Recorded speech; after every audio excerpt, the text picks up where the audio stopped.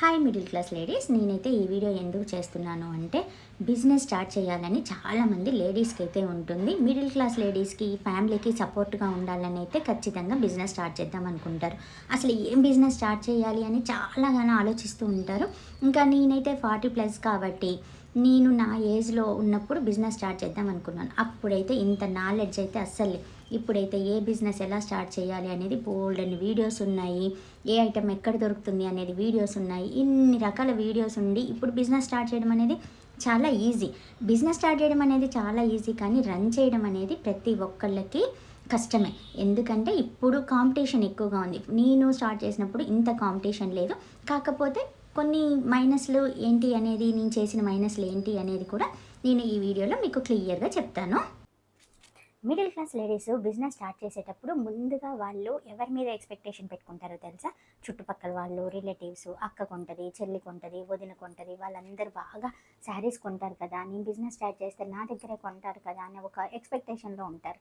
కానీ అదైతే 100% రాంగ్ అండి. ఎప్పుడైనా బిజినెస్ మన రిలేటివ్స్, ఫ్రెండ్స్ వీళ్ళని నమ్మి అయితే బిజినెస్ అనేది స్టార్ట్ చేయొద్దు. నా ఎక్స్పీరియన్స్తో చెప్తున్నాను. ఎన్ని కొంటారండి? ఎవరు కొన్నా ఒకటి కొంటారు, 2 కొంటారు. ఇప్పుడు మీరు శారీస్ తెస్తే ఒక సెట్ తేవాలి. దాంట్లో 5 కలర్స్ ఉంటాయి. 5 కలర్స్ 5గురు కొన్నారు కదా, ఒకే కలర్ ఇద్దరికి నచ్చుద్ది, ఒకే కలర్ ముగ్గురికి నచ్చుద్ది, లేదు అంటే వద్దు అనుకుంటారు. అవన్నీ అలా ఆగిపోతాయి కదా. ఎప్పుడూ కూడా మనము మన సరౌండింగ్స్లో పీపుల్, మన రిలేటివ్స్ని నమ్ముకొని అయితే బిజినెస్ స్టార్ట్ చేయద్దు. కొన్ని కొంటారు, కాకపోతే మన బిజినెస్ ఎట్లా పెంచుకోవాలి అని అయితే ఆలోచించుకోవాలి. మనం ఇప్పుడైతే సోషల్ మీడియా చాలా మంచిగా ఉంది కదా, యూట్యూబ్ ఉంది, ఇన్స్టాగ్రామ్లో ఉంది. ఇవైతే చిన్నగా స్టార్ట్ చేయండి. మళ్ళీ యూట్యూబ్లో, ఇన్స్టాగ్రామ్లోనే మనం నమ్మి బిజినెస్ అయితే స్టార్ట్ చేస్తే తెచ్చిన స్టాక్ సేల్ అవ్వకపోతే మళ్ళీ అవి ఎక్కడ సేల్ చేయాలి? అందుకే 2 సైడ్స్ చూసుకోవాలి. ఆన్లైన్ చేసుకుంటూ కూడా మనం ఆఫ్లైన్లో ఎలా అమ్ముకోవాలి అనేది కూడా చూసుకోవాలి. 2 రకాలుగా సేల్ ఉంటేనే మనకి బిజినెస్ అనేది బాగుంటుంది. అయితే కొంచెం పెట్టుబడితో అయితే శారీస్ బిజినెస్ అనేది ఎప్పుడూ రన్ అవ్వదు నాకు తెలిసి. ఎందుకంటే ఇప్పుడు ఒక 20,000 పెట్టి స్టాక్ తెస్తాం, అవి మొత్తం సేల్ అయిపోయి మళ్ళీ మనకి క్యాష్ వస్తేనే కదా మళ్ళీ మనం అది పెట్టుబడి పెట్టి తెచ్చేది. ఈలోపు కొన్ని శారీస్ మిగిలిపోతాయి. ఈ మనకి కొంచెం లిమిటెడ్ ఏరియా ఉంది, లిమిటెడ్ పీపుల్ ఉంది, అలాంటప్పుడు అవి సేల్ అనేది ఆగిపోతుంది కదా. అట్లా మనకి స్టాక్ అనేది మిగిలిపోతూ ఉంటుంది. మన లాభం అనేది ఆ చీరల రూపంలో ఉంటుంది, కానీ మనకి క్యాష్ రూపంలో అయితే కనిపించదు. కాబట్టి శారీస్ బిజినెస్ ఎలా ఉండాలి అంటే ఎక్కువ ఇన్వెస్ట్మెంట్ ఉంటేనే స్టార్ట్ చేయాలి. చాలామంది అంటారు 5,000తో కూడా బిజినెస్ స్టార్ట్ చేయొచ్చు అని. ఎలా స్టార్ట్ చేస్తారండి? కొన్ని శారీస్ వస్తాయి, షాప్ వాళ్ళు రిటర్న్ తీసుకోరు. రిటర్న్ తీసుకున్న షాప్ వాళ్ళు ఎవరు హోల్సేల్ రేట్లకైతే ఇవ్వరు. ఎప్పుడైనా బల్క్లో అమౌంట్ ఉంటేనే ఇలాంటి బిజినెస్ స్టార్ట్ చేయాలి. బల్క్లో అమౌంట్ ఉంటే ఏమవుతుందంటే, ముందు ఒక 1 ల్యాక్ ఉందనుకోండి, దాంట్లో ఒక 20-30 వేల వరకు చీరలు తెచ్చి అవి సేల్ చేస్తూ మళ్ళీ కొంచెం కొత్త స్టాక్ కలుపుతూ ఉంటే పాతవి కొత్తవి కలిపి సేల్ అవుతూ ఉంటాయి. మనం బిజినెస్ కూడా సర్కిల్ పెంచుకోవాలి. ఎందుకంటే మన పక్కింటి వాళ్ళే ఉన్నారనుకోండి, ఈరోజు చూసిన శారీస్ మళ్ళీ రేపేమంటారు, అవే శారీస్ కదా అంటారు. అదే కొత్త స్టాక్ కలుపుతూ ఉండాలి. కొత్త కస్టమర్లు వస్తూ ఉంటేనే బిజినెస్ అనేది రన్ అవుతుంది. ఇలా మనం చేయగలిగితేనే ఈ బిజినెస్ అనేది స్టార్ట్ చేయాలి. అంతేకాని మనకి వీళ్ళందరూ తీసుకుంటారు అంటే ఎప్పుడు మన చుట్టుపక్కల వాళ్ళు కానీ, రిలేటివ్స్ కానీ మనం తెచ్చిన చీరలన్నీ అయితే కొనరు. కస్టమర్స్ని పెంచుకోగలిగితే, లేదంటే సోషల్ మీడియాలో సేల్ చేసుకోగలిగితే మాత్రం బిజినెస్ అనేది స్టార్ట్ చేయండి. లేకపోతే మీ డబ్బుల్ని మీరు రూపాయి వడ్డీకైనా తిప్పుకోండి, కానీ బిజినెస్ అనేది అయితే స్టార్ట్ చేయమాకండి. రిలేటివ్స్ని, ఫ్రెండ్స్ని నమ్ముకొని అయితే బిజినెస్ అనేది అస్సలు స్టార్ట్ చేయొద్దు. మిడిల్ క్లాస్ లేడీస్ మెంటాలిటీ ఎలా ఉంటుందో తెలుసా?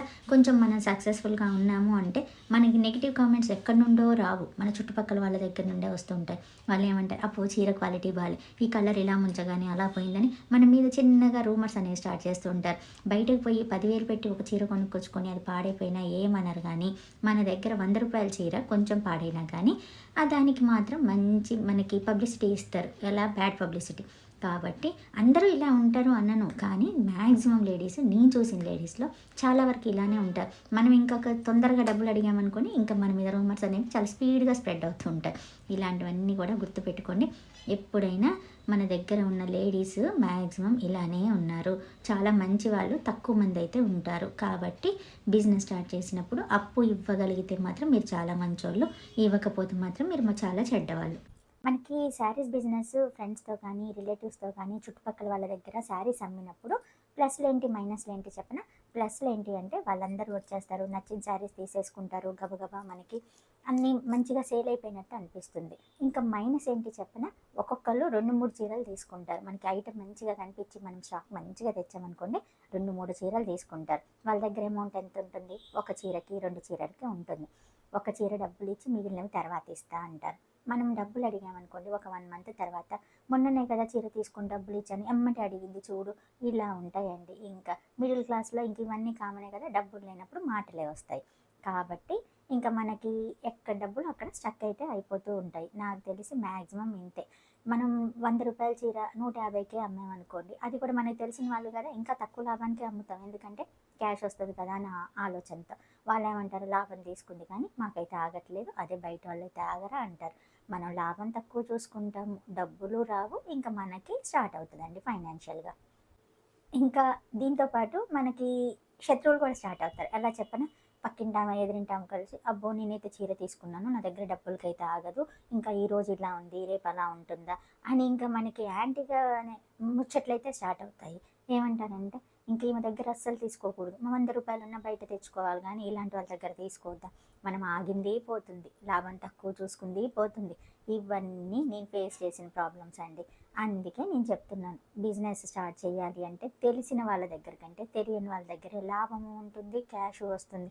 అందరూ ఇలా ఉంటారు అన్నను, మిడిల్ క్లాస్ లేడీస్ ఎక్కువగా ఇలానే ఉంటారు. ఎందుకంటే అవతల వాళ్ళు కొంచెం ఏదైనా స్టార్ట్ చేయంగానే ఉరుక్కుంటూ వచ్చేది వీళ్ళే, అనేది వీళ్ళే. ఇది మాత్రం ఎక్కువగా మిడిల్ క్లాస్ లేడీస్లో మెంటాలిటీ ఇలా ఉంటుంది. కాబట్టి నేను అంటున్నాను, ఇదైతే అందరినీ కాదండి, కొంతమంది మంచి సక్సెస్ఫుల్గా రన్ చేస్తారు.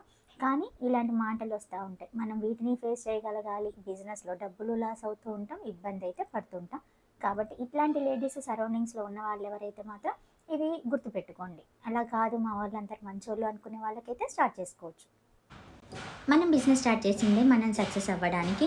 మనకి ఇలాంటి వాళ్ళందరూ ఎదురయ్యి మనం ఫస్ట్లోనే డిసప్పాయింట్ చేస్తే మనమైతే బిజినెస్ అనేది చేయలేము. ఇంకొక థాట్ కూడా రాదు. నెక్స్ట్ మనకి ఈ డబ్బులు చూసుకోవడము, మనకి కలెక్షన్ చూసుకోవడము ఇదే సరిపోతుంది. కాబట్టి అప్పు లేకుండా బిజినెస్ అయితే చేయండి. రూపాయి వచ్చినా పర్లేదు, మనం కస్టమర్స్ని పెంచుకోవాలి. లేదు అంటే ఇప్పుడు సోషల్ మీడియాలో ఎక్కువగా సేల్ చేసుకుంటున్నారు కదా, అలా చేసుకోండి. ఇలా ఆన్లైన్లో మాత్రం మంచిగా బిజినెస్ అనేది చేసుకోవాలి. ఆఫ్లైన్లో చేసుకునేటప్పుడు అప్పు లేకుండా, క్రెడిట్ అనే మాట లేకుండా బిజినెస్ అయితే చేయండి, సక్సెస్ అవుతారు.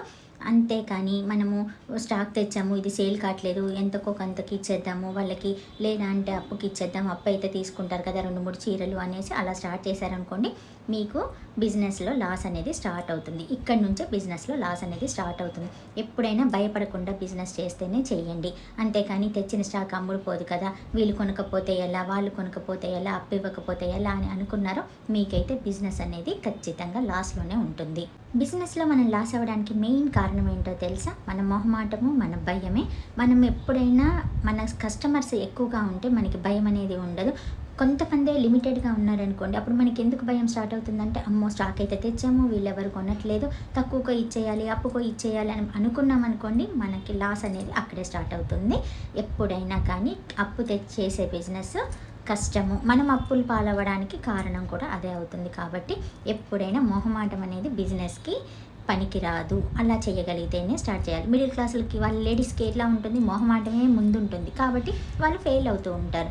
కాబట్టి బిజినెస్ స్టార్ట్ చేయాలంటే మొహమాటం అనేది లేకుండా, అప్పులు అనేది ఇవ్వకుండా, రూపాయి వచ్చినా చాలు, 100 రూపాయలది 110 రూపాయలకే అమ్మండి, పర్లేదు, మన క్యాష్ అన్నా వస్తుంది. అంతేకాని 100 రూపాయలది 200కి అమ్మి వాళ్ళకి అప్పిచ్చామనుకోండి, వాళ్ళు ఇచ్చేసరికి ఆ వడ్డీకి అవి సరిపోతాయి, మనకి లాభం అనేది చూడడానికి కనిపిస్తుంది కానీ క్యాష్ రూపంలో అయితే కనిపించదు. కాబట్టి బిజినెస్ స్టార్ట్ చేసే లేడీస్ మాత్రం ఇదొక్కటి గుర్తుపెట్టుకోండి.